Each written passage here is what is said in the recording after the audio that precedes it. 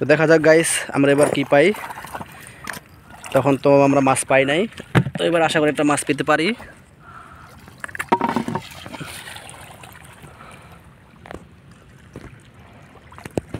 এবার দেখা যাক কি পাই আমরা, আমাদের ভাগ্যে এবার কি আছে। কারণ সামুদ্রিক মাছ অনেক স্বাদ লাগে, অনেক মজা লাগে, এটাই স্বাভাবিক, এটা সবসময় পাওয়া যায় না।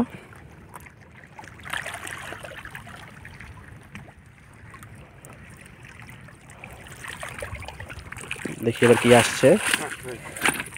এবারও দুটো কাঁকড়া পাওয়া গেছে এখানে। আমরা এবার দুটো কাঁকড়া পাইছি, একটা মাছ পেয়েছি, ছোট সামুদ্রিক মাছ। তো দেখা যাক কি হয়। একটা কাঁকড়া পেয়েছি এখানে, এটি হচ্ছে সামুদ্রিক কাঁকড়া।